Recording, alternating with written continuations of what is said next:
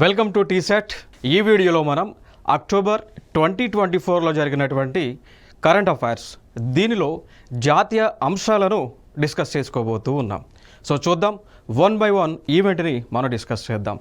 So ముందుగా ఇక్కడ కనిపిస్తున్నటువంటి అంశం క్లాసికల్ లాంగ్వేజెస్ సంబంధించి న్యూస్లో కనిపిస్తూ ఉంది. అయితే ఇటీవల కేంద్ర ప్రభుత్వము కొన్ని లాంగ్వేజెస్కి, సో టోటల్గా 5 లాంగ్వేజెస్కి క్లాసికల్ స్టేటస్ అనేటువంటిది ఇవ్వడం జరిగింది. సో కేంద్ర ప్రభుత్వంలో ఉన్నటువంటి మినిస్ట్రీ ఆఫ్ కల్చర్ ఏదైతే ఉందో కేంద్ర సాంస్కృతిక శాఖ వారు 5 లాంగ్వేజెస్ని క్లాసికల్ లాంగ్వేజెస్గా గుర్తించారు. ఆ లాంగ్వేజెస్ ఏంటో ఒక్కసారి చూద్దాం. ఒకటి అస్సామీస్ అనేటువంటి ఒక లాంగ్వేజ్. సో అస్సాం రాష్ట్రానికి చెందినటువంటి అస్సాంలో మాట్లాడుతున్నటువంటి అస్సామీస్ లాంగ్వేజ్కి క్లాసికల్ స్టేటస్ని ప్రభుత్వం ఇవ్వటం జరిగింది. తర్వాత చూసుకున్నట్లయితే బెంగాలీ భాష వెస్ట్ బెంగాల్ ప్రాంతంలో మాట్లాడుతూ ఉంటారు. మరాఠీ భాష, సో దీనిని మహారాష్ట్రలో మాట్లాడుతూ ఉన్నారు. పాలీ లాంగ్వేజ్, సో ఇది ఒక ఏన్షియంట్ లాంగ్వేజ్గా మనం చెప్పుకోవచ్చు, ప్రాచీనమైనటువంటి భాష. దాదాపు సంస్కృతం ఏ విధంగా అతి ప్రాచీనమైనటువంటిది ప్రపంచ దేశాలలో ఉందో అదేవిధంగా పాలీ లాంగ్వేజ్ అనేటువంటిది కూడా ఒక ఏన్షియంట్ లాంగ్వేజ్. తర్వాత ప్రకృతి అనేటువంటి ఒక లాంగ్వేజ్. సో టోటల్గా 5 లాంగ్వేజెస్కి క్లాసికల్ స్టేటస్ అనేటువంటిది కేంద్ర ప్రభుత్వము ఇవ్వటం జరిగింది. ఇది ఒక ప్రధానమైనటువంటి అంశం. అవి కాకుండా భారతదేశంలో ఆల్రెడీ 6 క్లాసికల్ లాంగ్వేజెస్ ఉన్నాయి. సో మోస్ట్గా ఈ క్లాసికల్ లాంగ్వేజెస్ అన్నీ కూడా సౌత్ ఇండియాకి ప్రాంతంలో ఉన్నటువంటి లాంగ్వేజెస్. సో ఒక్కసారి చూద్దాం. సో చూస్తే తెలుగు రాష్ట్రాల నుంచి చూసుకున్నట్లయితే తెలుగు లాంగ్వేజ్కి క్లాసికల్ స్టేటస్ని ఇవ్వటం జరిగింది.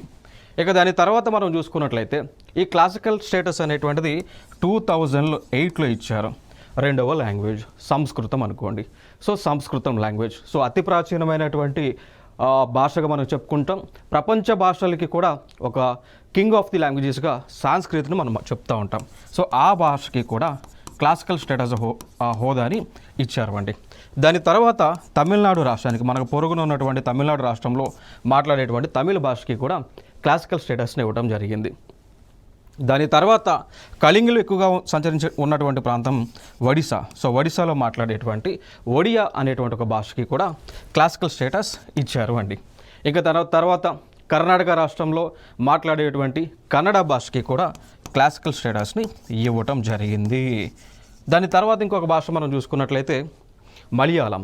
సో కేరళ ప్రాంతంలో మాట్లాడేటువంటి మలయాళానికి కూడా క్లాసికల్ స్టేటస్ని కేంద్ర ప్రభుత్వం ఇవ్వటం జరిగింది. సో దీన్ని బట్టి మనం చెప్పవచ్చు భారతదేశంలో ప్రస్తుతము టోటల్గా నేటికి అక్టోబర్ 2024కి ఉన్నటువంటి క్లాసికల్ లాంగ్వేజెస్ యొక్క సంఖ్య ఎంత అన్నప్పుడు 11. సో 11 లాంగ్వేజెస్కి స్టేటస్ అయితే ఇచ్చారు. ఆ లాంగ్వేజెస్ చూస్తే 1 by 1 చూస్తే తెలుగు, సాంస్క్రిట్, తమిళ్, ఒడియా, కన్నడ, మలయాళం.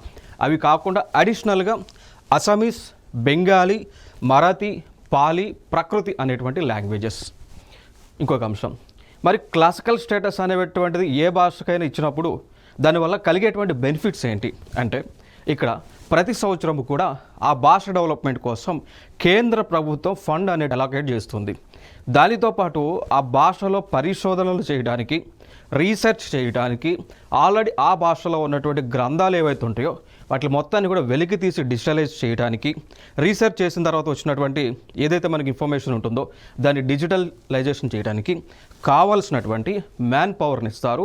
ఫైనాన్షియల్ సపోర్ట్ని ప్రభుత్వం ఇస్తూ ఉంటుంది. దానితో పాటు ఈ భాషలలో ఎవరైతే ప్రావీణ్యం ఉంటుందో, ఎవరైతే ఈ భాషలను అభివృద్ధి చేయడానికి వారి యొక్క కార్యక్రమాలన్నీ కూడా చేస్తూ ఉంటారో, సో వారిని గుర్తించి ప్రతి సంవత్సరము కూడా ఆ భాషల తరపున అవార్డ్స్, రివార్డ్స్ అనేటువంటివి ఇస్తూ ఉంటుంది కేంద్ర ప్రభుత్వం. సో ఫైనల్గా ఈ భాషల యొక్క డెవలప్మెంట్ కోసం సపరేట్ ఫండ్ అనేటువంటిది అలొకేట్ చేసి ఎవరైతే భాషను డెవలప్ చేస్తూ ఉంటారో వారికి గుర్తింపించి దాంతోపాటు ఎంప్లాయ్మెంట్ కూడా క్రియేట్ అయ్యే విధంగా చర్యలను తీసుకుంటూ ఉంటుంది అండి. బాల్య వివాహాల నిరోధానికి జిల్లాకు ప్రత్యేక అధికారి నియమించండి అని సుప్రీంకోర్టు ఆఫ్ ఇండియా గైడ్లైన్స్ ఇవ్వటం జరిగింది. దీనికి సంబంధించినటువంటి ఒక చట్టం ఒకటి ఉంటుంది భారతదేశంలో, 2006వ సంవత్సరం నుంచి కూడా అమలు చేస్తూ ఉన్నారు. ఆ చట్టము పేరే the prohibition of child marriage act 2006. So భారతదేశంలో పిల్లల యొక్క వివాహాలను బాల్య వివాహాలను అరికట్టడానికి కేంద్ర ప్రభుత్వం ఒక చట్టాన్ని తీసుకొచ్చింది. ఆ చట్టమే the provision of child marriage act 2006 సంవత్సరంలో తీసుకురావడం జరిగింది. ఈ చట్టంలో ఉన్నటువంటి ఒక ఇంపార్టెంట్ అయినటువంటి అంశాలు ఏంటి అంటే, భారతదేశంలో మ్యారేజ్ చేసుకోవాలి అంటే, సో భారతదేశంలో పెళ్లి కనుక చేసుకోవాలి అనుకుంటే అబ్బాయి అయితే, మేల్ అయితే తన యొక్క వయసు కనీసం 21 ఇయర్స్ ఉండాలి అండి. తన యొక్క వయసు వచ్చి కనీసం 21 ఇయర్స్ ఉండాలి. లేదా ఫీమేల్, సో మహిళలు గనక పెళ్లి చేసుకోవాలి అనుకుంటే తన యొక్క వయసు వచ్చేసి కనీసము 18 ఇయర్స్, సో 18 సంవత్సరాల కంటే పైన ఉండాల్సి ఉంటుంది. సో కనీస వయసు పెళ్లి చేసుకోవడానికి భారతదేశంలో కనీస వయసు ఎంత అంటే పురుషులకు 21 ఇయర్స్, మహిళలకు 18 సంవత్సరాలు. ఈ లోపు పెళ్లి చేసుకుంటే చట్టరీత్యా నేరంగా పరిగణింపబడుతూ ఉంటారు. ఈవెన్ ఫీమేల్ 18 ఇయర్స్ లోపు కనుక పెళ్ళిళ్ళు చేసుకుంటూ ఉంటే ఆ పెళ్ళిళ్ళను ప్రభుత్వము ఆపుతూ ఉంటుంది, మనం చూస్తూ ఉన్నాం. ఇంకొక అంశం, ఈ 18 ఇయర్స్ ఏదైతే ఉందో, సో దీనిని కేంద్ర ప్రభుత్వం పెంచేటువంటి ఆలోచన చేస్తూ ఉంది. దానికి సంబంధించినటువంటి బిల్లుని కూడా లోక్సభలో ప్రవేశపెట్టడానికి డ్రాఫ్ట్ అనేటువంటిది రూపొందిస్తూ ఉన్నారు. సో భవిష్యత్తులో మనం బిల్లు కనుక లోక్సభలో యాక్సెప్ట్ అయ్యి, రాజ్యసభలో కూడా యాక్సెప్ట్ అయ్యి, ప్రెసిడెంట్ ఆఫ్ ఇండియా ఆమోదం తెలిపితే భారతదేశంలో మహిళల యొక్క కనీస వయసు అనేటువంటిది 21 ఉండబోతూ ఉంది. అంటే యాక్సెప్ట్ అయితే ఉండబోతూ ఉంది, లేదు అంటే 18 ఇయర్స్. సో ఈ అంశాలను గుర్తుపెట్టుకోండి. దాని తర్వాత వయసుకు సంబంధించినటువంటి ఇంకొక అంశం ఏంటి అంటే, భారతదేశంలో ఎవరైతే 18 ఇయర్స్ దాటి ఉంటారో వారందరినీ కూడా మేజర్గా పరిగణింపబడుతూ ఉంటారు. సో మేజర్ అని ఎవరిని అంటామంటే, ఎవరైతే 18 ఇయర్స్ క్రాస్ అవుతారో వారందరూ కూడా మేజర్లు. 18 ఇయర్స్ కంటే తక్కువ ఉంటే వారు మైనర్ల పరిధిలోకి వస్తూ ఉంటారు. ఇంపార్టెంట్ అంశం. ఇంకొక అంశం 18 ఫిగర్కి లింక్ అయినటువంటిది. భారతదేశంలో ఓటు హక్కు పొందడానికి కనీస వయసు ఎంత ఉండాలి అంటే 18 సంవత్సరాలు ఉండాలండి. So minimum age to get right to vote 18 years అయితే, 18 సంవత్సరాలు అయితే ఉండాలి. సో ఈ అంశాలు ప్రధానంగా మనం గుర్తుపెట్టుకోవాల్సినటువంటి అంశం. జమ్మూ కాశ్మీర్కు రాష్ట్ర హోదాయే మా తొలి తీర్మానం అని ఒకరు స్టేట్మెంట్ ఇచ్చారు. ఆయన పేరే ఒమర్ అబ్దుల్లా అండి. ఒమర్ అబ్దుల్లా గారు ఏమని స్టేట్మెంట్ ఇచ్చారు అంటే, జమ్మూ అండ్ కాశ్మీర్కి రాష్ట్ర హోదా సాధించడమే మా యొక్క తొలి తీర్మానం అని ఆయన అనౌన్స్ చేశారు.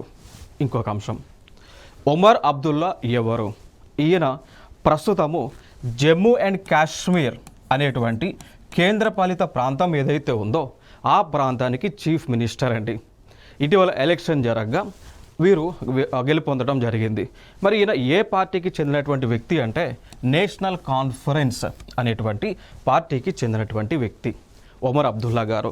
వీరి యొక్క తండ్రి కానీ అదేవిధంగా తాత కానీ గతంలో సీఎంగా జమ్మూ అండ్ కాశ్మీర్ రాష్ట్రంగా ఉన్న టైంలో చీఫ్ మినిస్టర్గా విధులు నిర్వహించినటువంటి వ్యక్తులు.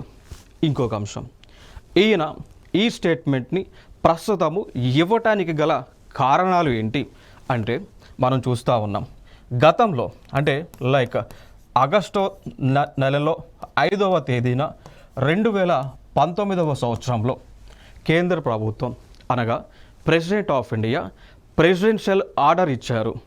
దేనికి సంబంధించినటువంటి ఆర్డర్ని ఇచ్చారు అంటే, ప్రెసిడెంట్ ఆఫ్ ఇండియా గారు ఆర్టికల్ 370 భారత రాజ్యాంగంలో ఉన్నటువంటి ఆర్టికల్ 370ని రద్దు చేయడానికి, దానితో పాటు ఇంకొక ఆర్టికల్ ఉంటుంది, దాన్నే మనం అంటాము 35A అనేటువంటి ఆర్టికల్ అండి. సో ఈ 2 ఆర్టికల్ని రద్దు చేయడానికి కేంద్ర ప్రభుత్వం అనగా ప్రెసిడెంట్ ఆఫ్ ఇండియా ఆగస్టు 5, 2019లో ప్రెసిడెన్షియల్ ఆర్డర్ ఇచ్చారు. అంటే లైక్ ఎటువంటి కాన్స్టిట్యూషనల్ అమెండ్మెంట్ ఏం చేయలేదు, జస్ట్ ప్రెసిడెన్షియల్ ఆర్డర్ ఇవ్వడం ద్వారా ఈ 2 ఆర్టికల్స్ అనేటువంటివి రద్దు అయినాయి. నెక్స్ట్ అంశం, ఈ ఆర్టికల్స్ రద్దు అవ్వటం వలన వచ్చినటువంటి చేంజెస్ ఏంటి, కాన్సిక్వెన్సెస్ ఏంటి అనేటువంటి అంశంలోకి వెళ్ళినట్లయితే, కంప్లీట్గా జమ్మూ అండ్ కాశ్మీర్ అనేటువంటిది అంటే గతంలో జమ్మూ అండ్ కాశ్మీర్ అనేటువంటిది ఒక రాష్ట్రంగా ఉంది. ఈ ఆర్టికల్స్ రద్దు చేసిన తర్వాత కేంద్ర ప్రభుత్వం చేసినటువంటి కార్యక్రమం ఏంటి అంటే, జమ్మూ అండ్ కాశ్మీర్ని 2 కేంద్రపాలిత ప్రాంతాలుగా, ఒకటి జమ్మూ అండ్ కాశ్మీర్ అదేవిధంగా లదాఖ్ అనేటువంటి 2 కేంద్రపాలిత ప్రాంతాలుగా కన్వర్ట్ చేయడం జరిగింది. సో ఒకే రాష్ట్రంగా ఉన్నటువంటి జమ్మూ అండ్ కాశ్మీర్ని 2 కేంద్రపాలిత ప్రాంతాలుగా మార్చారు. సో లదాఖ్ అనేటువంటి ఒక కేంద్రపాలిత ప్రాంతం, జమ్మూ అండ్ కాశ్మీర్ అనేటువంటి ఒక కేంద్రపాలిత ప్రాంతంగా మార్చారు. సో దీనిలో ఇంకొక అంశం ఏంటి అంటే, సో గతంలో ఏదైతే ఆ జమ్మూ అండ్ కాశ్మీర్ అనేటువంటిది రాష్ట్రంగా ఉందో, ఉన్నటువంటి టైంలో ఎలక్షన్ జరిగినాయో, వారు సొంత గవర్నమెంట్ ఫామ్ చేసుకున్నారో, సో అది స్టిల్ ఇప్పటికీ కూడా జమ్మూ అండ్ కాశ్మీర్ అనేటువంటి కేంద్రపాలిత ప్రాంతంలో కంటిన్యూ చేస్తూ ఉన్నారు. సో అందుకోసమే ఇక్కడ ఎలక్షన్స్ జరిగినాయి. ఇంకొక అంశం, ప్రెసిడెన్షియల్ ఆర్డర్ ద్వారా ఆర్టికల్ 370ని 35Aని ఎప్పుడైతే రద్దు చేశారో దానివల్ల కలిగినటువంటి కాన్సిక్వెన్సెస్ ఏంటి అంటే, కంప్లీట్గా జమ్మూ అండ్ కాశ్మీర్ కానీ అదేవిధంగా లదక్ అనేటువంటివి కానీ భారతదేశం యొక్క భూభాగంలో కంప్లీట్గా మనం కలిపేసుకోవడం జరిగింది. దాని తర్వాత భారతదేశంలో ఏవైతే చట్టాలు అమలు చేయబడుతూ ఉన్నాయో ఆ చట్టాలు అన్నీ కూడా జమ్మూ అండ్ కాశ్మీర్ లదక్ ప్రాంతంలో అమలు చేయాల్సిందే ఖచ్చితంగా. నెక్స్ట్, భారతదేశానికి చెందినటువంటి నేషనల్ ఫ్లాగ్ ఏదైతే పింగళి వెంకయ్య గారు రూపొందించారో, విజయవాడకి చెందిన ఆయన, సో ఆయన రూపొందించినటువంటి త్రివర్ణ పథకాన్ని కూడా ఖచ్చితంగా రిపబ్లిక్ డేనా అదేవిధంగా ఆగస్టు 15 ఇండిపెండెన్స్ డేనా జమ్మూ అండ్ కాశ్మీర్ లదక్ ప్రాంతాలు మొత్తం అన్నింటిలో కూడా ఎగరవేయాల్సి ఉంటుంది త్రివర్ణ పథకాన్ని. అట్లా కాకుండా వేరే ఫ్లాగ్ ఎగరవేస్తే వారిపైన చట్టరీత్యా చర్యలను తీసుకుంటారు. ఇంకొక అంశం, నేషనల్ ఫ్లాగ్ అదేవిధంగా నేషనల్ సాంగ్ అంటాం, నేషనల్ యాంథమ్. సో ఈ ప్రాంతాలకి కూడా భారతదేశంలో ఉన్నటువంటివి ఉంటాయి. For example national song, national anthem ఏవైతే ఉన్నాయో, నేషనల్ ఫ్లాగ్ ఏదైతే ఉందో జమ్మూ అండ్ కాశ్మీర్లో కూడా ఉంటాయండి. ఇంకొక అంశం, మన భారతదేశంలో ఏదైతే రాజ్యాంగం మనం అవలంబిస్తూ ఉన్నామో, పాటిస్తూ ఉన్నామో అది కూడా ఖచ్చితంగా జమ్మూ అండ్ కాశ్మీర్లో ఈ ప్రాంతాలలో పాటించాల్సిందే. ఇది ఆర్టికల్ రద్దు చేయడం ద్వారా జరిగినటువంటి కాన్సిక్వెన్సెస్, పరిణామాలుగా మనం చెప్పుకోవచ్చు. దాని తర్వాత భారతదేశంలో మిగిలిన రాష్ట్రాలకి చెందినటువంటి ప్రజలు ఎవరైనా కానీ జమ్మూ అండ్ కాశ్మీర్ ప్రాంతంలో నివాసం ఉండొచ్చు, ఎంప్లాయ్మెంట్ని పొందొచ్చు, ఆ ప్రాంతంలో ఉన్నటువంటి మహిళలని కూడా పెళ్లి చేసుకోవచ్చు అండి. ఓకే, సో ఈ అంశాలు ప్రధానంగా మనకు డిస్కస్ చేయాల్సినటువంటివి. సో అందుకోసమే ఈ ఆర్టికల్ రద్దు చేయడం ద్వారా ఇవన్నీ కాన్సిక్వెన్సెస్ జరిగినాయి. కేంద్ర ప్రభుత్వము తరుణ్ ప్లస్ అనేటువంటి కేటగిరీని అమలు చేస్తూ ఉన్నారు. సో తరుణ్ ప్లస్ అనేటువంటిది దేనికి సంబంధించింది అంటే, ముద్ర అనేటువంటి రుణాలు ఏవైతే ఇస్తుందో కేంద్ర ప్రభుత్వం దానికి సంబంధించింది. సో దానికి సంబంధించి కొంత ఇన్ఫర్మేషన్ని మనం ఇక్కడ డిస్కస్ చేద్దాము అండి. గతంలో అనగా ఏప్రిల్ 2015వ సంవత్సరంలో కేంద్ర ప్రభుత్వం సో PM ప్రధానమంత్రి ముద్రా యోజన అనేటువంటి ఒక స్కీమ్ని లాంచ్ చేయడం జరిగింది. సో ఏప్రిల్ 2015వ సంవత్సరంలో లాంచ్ చేశారు. ఈ స్కీమ్ యొక్క ముఖ్య ఉద్దేశం ఏంటి అంటే, భారతదేశంలో ఎవరైతే నాన్ కార్పొరేట్ రంగానికి చెందినటువంటి వారు ఉంటారో, ఎవరైతే కుటీర పరిశ్రమలను పెట్టుకొని ఉంటారో, ఎవరైతే స్మాల్ ఇండస్ట్రీస్ని పెట్టాలనుకుంటున్నారో, ఎవరైతే నాన్ ఫామ్ ఇండస్ట్రీస్ని లేదా కంపెనీస్ను, నాట్ కంపెనీస్, స్మాల్ ఇన్స్టిట్యూషన్స్ని పెట్టాలనుకుంటున్నారు. సో నాన్ కార్పొరేట్ రంగానికి చెందినటువంటివి చిన్న లైక్ ఇళ్లలో పెట్టుకునేటువంటి షాపులు కానీ, చిన్నవి మనకి స్వయం ఉపాధి కోసం ఏర్పాటు చేసుకునేటువంటి వనరులు కానీ ఎవరైతే పెట్టాలనుకుంటున్నారో వారికి ఈ ప్రధానమంత్రి ముద్రా యోజన కింద ప్రభుత్వము బ్యాంకుల ద్వారా లోన్ ఇస్తుంది అండి. ఆ లోన్ ఇచ్చే దానిలో కూడా కొన్ని కేటగిరీస్ అయితే ఉండటం జరిగింది. ఆ కేటగిరీస్ ఏమేమి ఉన్నాయంటే, ఈ ముద్రా యోజన కింద ఉన్నటువంటి కేటగిరీస్ ఏమేమి ఉన్నాయంటే, ఒకటి శిశు అంటాం. దీని కింద 50,000 రూపాయల కంటే తక్కువ లోన్లు మంజూరు చేస్తూ ఉంటారు. సో 50,000 లోపు కనుక లోన్ ఇస్తే బ్యాంకులు PMMY కింద దానిని అంటారు ఆ శిశు కేటగిరీగా పిలుస్తూ ఉంటారు. దాని తర్వాత లోను 50,000 రూపీస్ నుంచి 5 lakhs మధ్య లోన్ ఉంటే కనుక ఆ లోన్ని కేటగిరీని ఏమంటామంటే కిషోర్ అనేటువంటి కేటగిరీగా పిలుస్తూ ఉంటాం. సో కిషోర్ అనేటువంటి కేటగిరీ లోన్ అమౌంట్ 50,000 నుంచి 5 lakhs ఉంటే అది కిషోర్ అనేటువంటి కేటగిరీ కింద వస్తుంది. ఇంకా దాని తర్వాత లోన్ అనేటువంటిది 5 lakhs నుంచి 10 lakhs వరకు మధ్య ఉంటే కనుక ఆ లోన్ అనేటువంటిది తరుణ్ అనేటువంటి కేటగిరీ కింద వస్తుంది అండి. క్లియర్ కదా? సో టోటల్గా 3 కేటగిరీస్ ఉన్నాయి. ఇప్పుడు కేంద్ర ప్రభుత్వం ఏం ఆలోచన చేసింది అంటే, మరి 10 లక్షల కంటే లోను అవసరం ఉంటే మరి ఆ లోన్ అనేటువంటిది ముద్రా యోజన కింద ఇవ్వడానికి పాసిబిలిటీ లేదు. సో అందుకోసం భారతదేశంలో మేక్ ఇన్ ఇండియా అనేటువంటి కాన్సెప్ట్ని డెవలప్ చేయడానికి, భారతదేశంలో ఉన్నటువంటి ప్రజలకు ఎంప్లాయ్మెంట్ క్రియేట్ చేయడానికి, భారతదేశంలో ఉన్నటువంటి ప్రజలను ఎంటర్ప్రెన్యూర్స్గా మార్చడానికి ప్రభుత్వం ఒక ఆలోచన చేసి ఇంకొక కేటగిరీని తీసుకొచ్చారు. దానిని ఏమంటాము అంటే తరుణ్ ప్లస్ అనేటువంటి కేటగిరీ, తరుణ్ ప్లస్. మరి ఈ కేటగిరీ కింద లోన్ అనేటువంటిది 10 లక్షల రూపాయల నుంచి 20 లక్షల రూపాయల వరకు ప్రభుత్వము బ్యాంకుల ద్వారా ఇస్తూ ఉంటుంది. ఇదే ఇక్కడ మనకి తెలుసుకోవాల్సినటువంటి అంశం. ప్రతి పాయింట్ కూడా ఇంపార్టెంట్, ప్రీవియస్ ఎగ్జామ్స్లో అడిగారు, వెరీ ఇంపార్టెంట్. ఇంకొక అంశం ఇక్కడ ప్రధానమంత్రి ముద్రా యోజన అనే ఏదైతే చెప్పానో ఆ ముద్రా యోజనలో ఉన్నటువంటి ముద్ర అనేటువంటి పదముకి ఫుల్ ఫామ్ కూడా మనం తెలుసుకోవాలి అండి, ఫుల్ ఫామ్. ఎందుకంటే గతంలో UPSC civil services prelims exam 2016లో జరిగినప్పుడు అడిగారు, what is the full form of Mudra in Mudra Yojana అని అడిగారు అండి. సో ఫుల్ ఫామ్ చూసుకున్నట్లయితే మైక్రో, ఎం అంటే మైక్రో, యు అంటే యూనిట్స్, డి అంటే development, R is nothing but refinance, and A అంటే ఏజెన్సీ అండి, యోజన. అర్థమైందా? సో ముద్ర ఫుల్ ఫామ్ యొక్క micro units development and refinancing agency Yojana అని మనం గుర్తుపెట్టుకోండి. ఓకే, క్లియర్, ఇంపార్టెంట్ అంశం. సో ఈ స్కీమ్ కింద బ్యాంకుల ద్వారా, లేదు అంటే నాన్ బ్యాంకింగ్ ఫినాన్స్ కంపెనీస్ అంటాం, ఎన్బిఎఫ్సి అంటాం, నాన్ బ్యాంకింగ్ ఫినాన్స్ కంపెనీస్ ద్వారా లోన్స్ ఇస్తారు. లేదా మైక్రో ఫినాన్స్ ఇన్స్టిట్యూషన్స్ ఉంటాయి, ఎంఐఎఫ్ ద్వారా, సో వీటి నుంచి కూడా లోన్ తీసుకోవచ్చు. లేదా స్మాల్ ఫినాన్స్ బ్యాంక్స్ ఉంటాయి, వాటి ద్వారా కూడా ముద్రా యోజనని మనం పొందవచ్చు అండి. లేదా అంటే ప్రాంతీయ రూరల్ ఏరియాస్లో రూరల్ బ్యాంక్స్ ఉంటాయి, రీజనల్ బ్యాంక్స్ ఉంటాయి, లైక్ వాటిని ప్రాంతీయ గ్రామీణ బ్యాంకులుగా పిలుస్తూ ఉంటాం. సో ఈ బ్యాంకుల ద్వారా కూడా పిఎం ముద్ర యోజన కింద లోన్ని మనం పొందవచ్చు. ఇంపార్టెంట్ అంశాలు. ఇంకొక అంశం న్యూస్లో ఉంది. ఇక్కడ ఎలాన్ మస్క్ విజయాలు అందరికీ స్ఫూర్తిదాయకమని ఒక వ్యక్తి చెప్పారు. ఆయన పేరే ప్రస్తుతం ఉన్నటువంటి ఇస్రో యొక్క చైర్మన్ గారు. ఆయన పేరే doctor S Somanath. He is the present chairman for ISRO అండి. So Indian space research organisation ఏదైతే బెంగళూరు వేదికగా వర్క్ చేస్తూ ఉందో, సో దానికి చైర్మన్గా ఉన్నటువంటి డాక్టర్ ఎస్ సోమనాథన్ గారు ఎలన్ మస్క్ సంబంధించి ఒక స్టేట్మెంట్ ఇచ్చారు.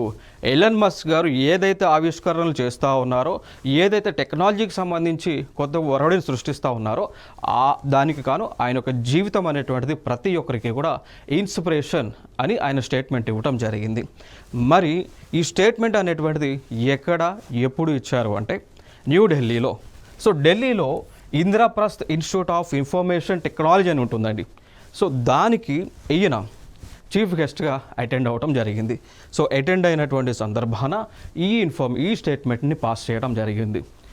ఇంకొక అంశం, అసలు ఈ ఎలన్ మస్క్ ఎవరు అనేటువంటి అంశంలోకి మనం కొన్ని అంశాలను మనం డిస్కస్ చేద్దాము అండి. ఎలన్ మస్క్ ఈయన యునైటెడ్ స్టేట్స్ ఆఫ్ అమెరికాకు చెందినటువంటి ఒక టెక్నీషియన్గా మనం చెప్పుకోవచ్చు. దిగ్గజం, ఒక బిజినెస్ పర్సన్, ఒక టెక్నీషియన్ అండి. ఓకేనా? సో టెక్నాలజీ సంబంధించి ఇన్ఫర్మేషన్ ఉన్నటువంటి వ్యక్తి. సో ఎలన్ మస్క్ గారు చేసినటువంటి, లేదా ఈయన ప్రాతినిధ్యం, లేదా ఈయన కొనుగోలు చేసినటువంటి సంస్థలు, లేదా ఈయన పెట్టినటువంటి సంస్థలు మనం చూసుకున్నట్లయితే, ఒకటి టెస్లా అనేటువంటి ఒక సంస్థ. సో ప్రపంచంలోనే అతి ఎక్కువ ఎలక్ట్రిక్ వెహికల్స్ని తయారు చేస్తున్నటువంటి కార్ల కంపెనీ అధినేత ఎలన్ మస్క్ గారు. సో టెస్లా అనేటువంటి ఎలక్ట్రిక్ కార్ల కంపెనీ యొక్క అధిపతిగా ఎలన్ మస్క్ గారు మనం గుర్తుపెట్టుకోవాలి. దాని తర్వాత ఈయనే ప్రైవేట్ స్పేస్ ఏజెన్సీని లాంచ్ చేశారు. దాని పేరే స్పేస్ ఎక్స్ అండి. దాని పేరే స్పేస్ ఎక్స్ అని చెప్తూ ఉంటాం. సో ప్రపంచంలోనే అతిపెద్ద ప్రైవేట్ స్పేస్ ఏజెన్సీ, దాని పేరు స్పేస్ ఎక్స్ లాంచ్ చేసింది ఎలన్ మస్క్ గారు లాంచ్ చేయడం జరిగింది. ఇది ఒక ఇంపార్టెంట్ అంశం. సో దీని నుంచి వివిధ దేశాలకి చెందినటువంటి రాకెట్స్ని కక్షలోకి పంపిస్తూ ఉన్నాం. ఈ స్పేస్ ఎక్స్ ద్వారా ఒక శాటిలైట్ని వాడుతూ ఉన్నారు. దాని పేరే ఫాల్కన్ 9 అంటాం. సో ఇది ఒక అతిపెద్ద శాటిలైట్ ఫాల్కన్ 9, లేదా దాన్ని మనం ఒక లాంచింగ్ వెహికల్ కూడా మనం చెప్పుకోవచ్చు అండి. శాటిలైట్ లాంచ్ వెహికల్గా చెప్పుకోవచ్చు. దాని పేరు ఏంటి అంటే ఫాల్కన్ 9 అని పిలుస్తూ ఉంటాం. So its name is a Falcon 9. ఇంకా దాని తర్వాత ఎలన్ మస్క్ గురించి మనం చెప్పాలి అంటే ఎలన్ మస్క్ గారు ఇటీవల ట్విట్టర్ అనేటువంటి ఒక సోషల్ నెట్వర్కింగ్ బ్లాకింగ్ సంస్థను కొనుగోలు చేసి దానిని ఎక్స్ అనేటువంటి పేరుతో మార్చారు. సో ఇప్పుడు ప్రస్తుతం ఎక్స్ యొక్క అధినేత ఎవరు అన్నప్పుడు ఎలన్ మస్క్. ఈ అంశాలు గుర్తుపెట్టుకోండి. నెక్స్ట్ వీరి గురించి చూద్దాం. సో ఈయన డాక్టర్ ఎస్ సోమనాథ్ గారు, ఇస్రో యొక్క ప్రస్తుత చైర్మన్. వీరి నేతృత్వంలోనే చంద్రయాన్ 3 అనేటువంటి ప్రాజెక్ట్ సక్సెస్ అవ్వటం జరిగింది. సో చంద్రయాన్ అంటాం. సో చంద్రయాన్ అనేటువంటి ఆ ప్రాజెక్ట్ వీరి నేతృత్వంలోనే సక్సెస్ అవ్వడం జరిగింది. సో నెక్స్ట్ దీనిని ఈ ప్రాజెక్ట్ వచ్చేసి జూలై నెల 2023లో స్టార్ట్ చేయగా ఆగస్ట్ 23వ తేదీన 2023వ సంవత్సరంలో సక్సెస్ అవ్వటం జరిగింది. సో చంద్రయాన్ 3కి సంబంధించి ల్యాండర్, రోవర్ అనేటువంటి పరికరాలు ఏవైతే ఉన్నాయో ఇవి చంద్రుడి యొక్క దక్షిణ మండలం పైన, దక్షిణ ధ్రువం పైన ల్యాండ్ అవ్వటం జరిగింది. ఆ రోజే ఆగస్టు 23, 2023 అండి. సో దీనిని పురస్కరించుకొని నరేంద్ర మోడీ గారు ఒక స్టేట్మెంట్ని అనౌన్స్ చేశారు. ఏమిటి అంటే ఇక మీదట ప్రతి సంవత్సరము కూడా ఆగస్టు 23ని నేషనల్ స్పేస్ డేగా భారతదేశం అంతా కూడా నిర్వహించాలి అని ఒక అనౌన్స్మెంట్ ఆయన పాస్ చేయడం జరిగింది. నేషనల్ స్పేస్ డేగా సెలబ్రేట్ చేస్తూ ఉన్నారు ఆగస్టు 23న. సో ఇటీవల ఆగస్టు 23, 2024 సంవత్సరంలో మొట్టమొదటిసారిగా నేషనల్ స్పేస్ డేని భారతదేశం అంతా కూడా నిర్వహించడం జరిగింది. ఇంపార్టెంట్ అంశాలు ఇక్కడ. కేంద్ర ప్రభుత్వంలో ఇన్స్పేస్ అనేటువంటి ఒక సంస్థ ఉంటుంది. సో ఆ సంస్థ ఆధ్వర్యంలో కేంద్ర ప్రభుత్వం క్యాబినెట్ ఆమోదం మేరకు 1000 కోట్ల ఫండ్ని అలొకేట్ చేశారు అండి. సో ఈ 1000 కోట్ల నిధి అనేటువంటిది దేనికోసం ఏర్పాటు చేశారు అంటే భారతదేశంలో స్టార్టప్ సంబంధించినటువంటి, భారతదేశంలో స్పేస్కి సంబంధించినటువంటి స్టార్టప్స్ని డెవలప్ చేయడానికి, సో అంతరిక్షానికి సంబంధించి అంతరిక్ష పైన పరిశోధనలు చేయడానికి, కొత్త శాటిలైట్లను తయారు చేయడానికి, ఆ వ్యవస్థలను తయారు చేయడానికి కావాల్సినటువంటి ఫండింగ్ ఏర్పాటు చేస్తారు. అది 1000 కోట్లతో ఏర్పాటు చేశారు. సో ఆ ఫండింగ్ అంతా కూడా ఎవరైతే ఇప్పుడు మనం డిస్కస్ చేసినటువంటి అంశాలపైన ఇంట్రెస్ట్ చూపిస్తారో, స్టార్టప్స్ పెట్టాలనుకుంటున్నారో, సో వారికి ఆ ఫండింగ్ని అందిస్తూ ఉంటుంది ప్రభుత్వం. ఈ ఫండింగ్కి మొత్తం కూడా ఇన్ఛార్జ్గా ఇన్స్పేస్ అనేటువంటి కేంద్ర ప్రభుత్వ రంగ సంస్థని పెట్టారు. ఇంకొక అంశం మనం మాట్లాడుకోవచ్చు. ఈ ఫండ్నే అంటారు వెంచర్ క్యాపిటల్ ఫండ్ అంటారు. సో జనరల్గా ఇండియన్ ఎకానమీలో మనం చదువుకుంటాం. దీని యొక్క డెఫినేషన్ కూడా venture capital fund, Angel investors అని ఇండియన్ ఎకానమీలో మనం చదువుకుంటాం. సో వెంచర్ క్యాపిటల్ ఫండ్ అనేటువంటిది ఎందుకు ఏర్పాటు చేస్తారు అంటే ఇనిషియల్గా ఒక సంస్థను ఏర్పాటు చేయడానికి కావాల్సినటువంటి ఫండ్ సమకూర్చడానికి ఆ ఫండ్నే వెంచర్ క్యాపిటల్ ఫండ్ అంటారు. ఇంకా దాని తర్వాత ఇంకొక పదం మనం వింటూ ఉంటాం, ఏంజల్ ఇన్వెస్టర్స్ అని. వీరు ఎవరు అంటే ఎవరైతే కొత్తగా ఏర్పాటయ్యేటువంటి స్టార్టప్స్కి పెట్టుబడి పెట్టాలనుకుంటున్నారో వారిని ఏంజల్ ఇన్వెస్టర్స్గా పిలుస్తూ ఉంటారు. ఇది అంశం. నెక్స్ట్ అంశం, ఇవి కాకుండా ఇస్రో పరిధిలో ఒక 2 కమర్షియల్ ఆర్మ్ అనేటువంటి సంస్థలు ఉన్నాయండి. సో భారతదేశంలో ఉన్నటువంటి ఇండియన్ స్పేస్ రీసెర్చ్ ఆర్గనైజేషన్ ఏదైతే ఉందో వీరి పరిధిలో 2 కమర్షియల్ ఆర్మ్ అని అంటాం. పదం ఇంపార్టెంట్ ఇక్కడ. సో కమర్షియల్ ఆర్మ్ అని పిలుస్తూ ఉంటాం. క్లియర్ కదా. సో ఇస్రో పరిధిలో 2 కమర్షియల్ ఆర్మ్స్ అనేటువంటి ఒక సంస్థలు ఉన్నాయి. అవి ఏంటి అంటే ఒకటి వచ్చేసి న్యూ స్పేస్ ఇండియా లిమిటెడ్ అనేటువంటి ఒక సంస్థ అండి. ఇంకొక సంస్థ ఆల్రెడీ గతంలో ఏర్పాటు చేశారు, దాన్నే మనం అంటాము యాంత్రిక్స్ కార్పొరేషన్ లిమిటెడ్గా మనం పిలుస్తూ ఉంటాం. ఇక్కడ వరకు అంశం. మరి ఏదైతే ఇస్రో పరిధిలో ఉన్నటువంటి కమర్షియల్ ఆర్మ్ అనేటువంటి సంస్థలు 2గా ఏర్పాటు చేశారు, వాటి యొక్క ముఖ్య ఉద్దేశం ఏంటి అంటే భారతదేశంలో కొత్త టెక్నాలజీని డెవలప్ చేయటంతో కాకుండా మన భారతదేశంలో తయారు చేసినటువంటి శాటిలైట్స్ కానీ వ్యవస్థలు కానీ విదేశాలకి అమ్మేటువంటి కార్యక్రమం అండి. ఇంకొక అంశం, మన భారతదేశంలోనే శాటిలైట్ లాంచింగ్ చేసేటువంటి ప్యాడ్స్ ఉన్నాయి. ఒకటి శ్రీహరికోటలో కావచ్చు, కేరళలో కావచ్చు. ఈ శాటిలైట్ లాంచింగ్ వెహికల్స్ ప్యాడ్స్ ద్వారా విదేశాలకు చెందినటువంటి శాటిలైట్స్ను లాంచ్ చేస్తారు. లాంచ్ చేసినందుకు గాను మనీ అనేటువంటి తీసుకుంటారు. సో ఆ కార్యక్రమాన్ని అంతా కూడా మెయింటైన్ చేసేదే ఈ న్యూ స్పేస్ ఇండియా లిమిటెడ్, అదేవిధంగా యాంత్రిక్స్ కార్పొరేషన్ అనేటువంటి సంస్థలు. కాలుష్య రహిత పర్యావరణం పౌరుల ప్రాథమిక హక్కు అని సుప్రీంకోర్టు ఆఫ్ ఇండియా స్పష్టం చేయటం జరిగింది. ఇక్కడ మనం మాట్లాడదాం. మరి ఏ ఆర్టికల్ బేస్ చేసుకొని supreme court of India right to free pollution, right to get good environment అని స్టేట్మెంట్ పాస్ చేసింది అంటే, భారత రాజ్యాంగంలో ఒక అధికరణ ఉంటుంది అండి, ఒక ఆర్టికల్ ఉంటుంది. ఆ ఆర్టికల్ నెంబరే 21. సో భారత రాజ్యాంగంలో ఒక ఆర్టికల్ ఉంటుంది, దాని నెంబర్ 21 అండి. సో ఈ 21లోనే ఒక కాన్సెప్ట్ ఉంటుంది, రైట్ టు ఫ్రీ పొల్యూషన్ అని. సో మెయిన్గా 21లో మీకు అవుట్లైన్లో మీకు right to life, right to dignity of life అని ఉంటుంది. దాని లోపలికి పోతే సబ్ క్లాసెస్ ఉంటాయండి. దాదాపు ఒక 24 వరకు కూడా సబ్ క్లాసెస్ ఉన్నాయి. లైక్ రైట్ టు ప్రైవసీ అని, right to work, right to go abroad, right to sleep, ఇట్లా ఈ విధంగా ఉన్నాయి. దాంతోపాటు right to get proper environment. ఓకేనా? సో ఇవన్నీ కూడా ఈ ఆర్టికల్లో పొందుపరచడం జరిగింది. సో దాన్ని బేస్ చేసుకొని ఈ ఆర్టికల్ 21 అంటేనే ఫండమెంటల్ రైట్, ప్రాథమిక హక్కులు కదా. సో దీన్ని బేస్ చేసుకొని సుప్రీంకోర్టు ఆఫ్ ఇండియా ఒక జడ్జిమెంట్ ఇచ్చింది. ఏమని అంటే, కాలుష్యరహిత పర్యావరణ పౌరుల యొక్క ప్రాథమిక హక్కు అకార్డింగ్ టు ఆర్టికల్ 21 అని జడ్జిమెంట్ పాస్ చేశారు. ఇంకొక అంశం మనకు ఉంటుంది అండి. ఓకేనా? ఈ పొల్యూషన్ అనేటువంటిది అంటే లైక్ ఈ జడ్జిమెంట్ని ఇప్పుడు ఎందుకు పాస్ చేశారు అంటే, మనందరూ తెలుసు భారతదేశంలో ఉన్నటువంటి రాష్ట్రాలు పంజాబు, హర్యానా, అదేవిధంగా యూపీ ప్రాంతాలు. సో ఈ ప్రాంతంలో ఉన్నటువంటి రైతులు ఏం చేస్తూ ఉంటారంటే, పంట పండిన తర్వాత ఫర్ ఎగ్జాంపుల్ వీళ్ళు ఎక్కువగా చెరుకు వేస్తూ ఉంటారు, గోధుమలని పండిస్తూ ఉంటారు, వరి పంట కూడా పండిస్తూ ఉంటారు. పంట పండిన తర్వాత వీరు ఏం చేస్తారంటే, ఏదైతే పంట అయిపోయిన తర్వాత దానికి సంబంధించిన రెసిడ్యూ ఏదైతే ఉంటుందో దాన్ని అంతా కూడా ఆ పొలంలో వేసి తగలబెడతా ఉంటారు. అట్లా తగలబెట్టడం వల్ల దాని నుంచి ఏముంటుంది, ఆ యొక్క యాష్, బూడిద అనేటువంటిది వచ్చి గాలిలో కలుస్తుంది. గాలిలో కలిసిన టైంలో అది గాలిలోనే ఉండిపోతుంది. ఇంకొక అంశం, ఇప్పుడు ఈ నెల, ఇప్పుడు మనకు నవంబర్, అక్టోబర్, డిసెంబర్, జనవరి ఈ ప్రాంతం అంతా కూడా చలికాలం కదా. సో చలికాలం అన్నప్పుడు ఏమవుతుంది, మంచు పడుతూ ఉంటుంది. సో ఈ మంచు కాస్త ఏదైతే గాలిలో ఆల్రెడీ ఈ యొక్క డస్ట్ అనేటువంటిది ఉందో దాంతో కలిసి ఏమవుతుంది అండి, స్మోక్ కాస్త ఫాగ్, మంచుతో కలిసి అది స్మాగ్గా మారుతూ ఉంది. సో ఈ స్మాగ్ అనేటువంటిది ఏర్పడడం ద్వారా ఏం జరుగుతుంది అంటే, ప్రజలకు, ఈ ఢిల్లీ ప్రాంతం చుట్టుపక్కల ప్రాంతాల్లో ఉన్నటువంటి ప్రజలకు హెల్త్ ఇష్యూస్ వస్తూ ఉన్నాయి, లంగ్స్ ఇన్ఫెక్షన్స్ వస్తూ ఉన్నాయి. దానితో పాటు రోడ్లపైకి వస్తే ఆ దారి అనేటువంటిది కనిపించడం లేదు. సో అపియరెన్స్ అనేటువంటిది, రోడ్ అపియరెన్స్ అనేటువంటిది ప్రాపర్గా లేకపోవడం వల్ల యాక్సిడెంట్స్ జరుగుతూ ఉన్నాయి. అందుకోసమే సుప్రీంకోర్టు ఆఫ్ ఇండియా ఈ జడ్జిమెంట్ని పాస్ చేయడం జరిగింది.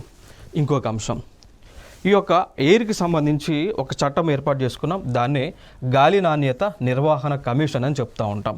So commission for air quality management అనేటువంటి ఒక సంస్థను ఏర్పాటు చేసుకున్నాం ఈ యొక్క చట్టము ద్వారా 2021వ సంవత్సరంలో. ఇంకొక అంశం, దీనికి మరి చైర్పర్సన్గా ఎవరిని నియమించాము అన్నప్పుడు రాజేష్ వర్మ గారిని నియమించడం జరిగింది. సో గుర్తుపెట్టుకోండి, ఇక్కడ రాకేష్ జుంజోనావాలా శంకర్ కంటి ఆసుపత్రి ప్రారంభోత్సవంలో ప్రధాని గారు పార్టిసిపేట్ చేయడం జరిగింది. మరి ఈ యొక్క హాస్పిటల్ అనేటువంటిది ఏ ప్రాంతంలో ఏర్పాటు చేశారు అన్నప్పుడు కాశీనగరం. సో ఉత్తరప్రదేశ్లో ఉన్నటువంటి కాశీ ఏదైతే ఉందో అక్కడ ఏర్పాటు చేయడం జరిగింది. ఇది 17వ హాస్పిటల్గా మనం చెప్పుకోవచ్చు. ఇంకొక అంశం, ఎవరైతే BPL card, so below poverty line card కలిగి ఉంటారో, సో బీపీఎల్ కార్డ్స్ని కలిగి ఉంటారో దానిని మనం అంటాము వైట్ రేషన్ కార్డ్స్ అని కూడా పిలుస్తూ ఉంటాం. వారికి అందరికీ కూడా ఫ్రీ ట్రీట్మెంట్ అనేటువంటిది ఈ హాస్పిటల్స్ ద్వారా ఇస్తూ ఉన్నారు. సో టోటల్గా ఇది 17th హాస్పిటల్ ఏర్పాటు చేయడం, ప్రజల కోసం బీపీఎల్ ఫ్యామిలీ వారికి ఫ్రీ ట్రీట్మెంట్ ఇస్తూ ఉంటారు. కర్మయోగి శపథ్ పేరిట జాతీయ అభ్యసన వారం ప్రకటించడం జరిగింది కేంద్ర ప్రభుత్వము అండి. సో ఇక్కడ మనకి కేంద్ర ప్రభుత్వం ఒక స్కీమ్ లాంచ్ చేసింది. ఆ స్కీమ్ని మనం పిలుస్తాము మిషన్ కర్మయోగి అనేటువంటి పేరుతో పిలుస్తూ ఉంటామండి. ఈ స్కీమ్ యొక్క ముఖ్య ఉద్దేశం ఏంటి అంటే, భారతదేశంలో ఉన్నటువంటి సివిల్ సర్వెంట్స్ ఎవరైతే ఉంటారో, లైక్ యూపీఎస్సీ పరిధిలో రిక్రూట్ అయ్యేటువంటి గ్రూప్ ఏ ఆఫీసర్స్, గ్రూప్ ఏలోనే ఆల్ ఇండియా సర్వీస్ ఆఫీసర్స్ ఉంటారు, సెంట్రల్ సర్వీసెస్ ఉంటారు. ఫర్ ఎగ్జాంపుల్ ఆ గ్రూప్ ఏ ద్వారా రిక్రూట్ అయ్యేటువంటి ఆల్ ఇండియా సర్వీసెస్ ఆఫీసర్స్ అనగా Indian administrative service officers, Indian police service officers, Indian forest service officers అండి. ఓకేనా? So వీరందరూ కూడా ఉంటారు. దాని తర్వాత central A services officers like IFS అని, ఐఆర్ఎస్ అని వీళ్ళందరూ కూడా ఉంటారా. సో వారు గ్రూప్ బి సర్వీసెస్లో రిక్రూట్ అయ్యేటువంటి వారు, ఎస్ఎస్సి ద్వారా రిక్రూట్ అయ్యేటువంటి వారికి గ్రూప్ సి, గ్రూప్ డి సర్వీసెస్లో, అదేవిధంగా స్టేట్ గవర్నమెంట్స్లో కూడా గ్రూప్ 1, గ్రూప్ 2, గ్రూప్ 3, గ్రూప్ 4 మిగిలినటువంటి డిపార్ట్మెంట్స్లో పనిచేసేటువంటి గవర్నమెంట్ ఎంప్లాయీస్ అందరికీ ఈ మిషన్ కర్మయోగి ద్వారా ట్రైనింగ్ అనేటువంటిది ఇవ్వబోతూ ఉన్నారు. ఆ ట్రైనింగ్ దేనికి సంబంధించింది అంటే ఇప్పుడు ఉన్నటువంటి సాంకేతిక టెక్నాలజీ ఏదైతే మనకి టెక్నాలజీ అనేటువంటిది ఏదైతే మనకు ఉందో దేశంలో ఉందో ఆ టెక్నాలజీని మొత్తానికి కూడా ఈ గవర్నమెంట్ ఎంప్లాయీస్కి నేర్పిస్తారు అండి. సో నేర్పించడం ద్వారా వారికి స్కిల్స్ పాయింట్ ఆఫ్ వ్యూలో వారికి అప్డేట్ అయ్యే విధంగా చర్యలు తీసుకుంటారు ఈ యొక్క మిషన్ కర్మయోగి ద్వారా. సో సింపుల్గా చెప్పాలంటే భారతదేశంలో ఉన్నటువంటి గవర్నమెంట్ ఎంప్లాయీస్కి టెక్నాలజీ నేర్పిస్తారు, వారి యొక్క స్కిల్స్ని అప్గ్రేడేషన్ చేపిస్తారు ఈ స్కీమ్ ద్వారా. గుర్తుపెట్టుకోండి. సో దానికి సంబంధించే ఈ యొక్క వీక్లీ అవేర్నెస్ క్యాంపెయిన్ని లాంచ్ చేశారు. దాని పేరే కర్మయోగి శపథ్ అని చెప్పేసి చెప్తూ ఉంటాం. ఇంపార్టెంట్. సో ఇవి నేషనల్ సంబంధించినటువంటి అంశాలు. సో నెక్స్ట్ వీడియోలో సరికొత్త అంశాలతో మీ ముందుకు రావడం జరుగుతుంది.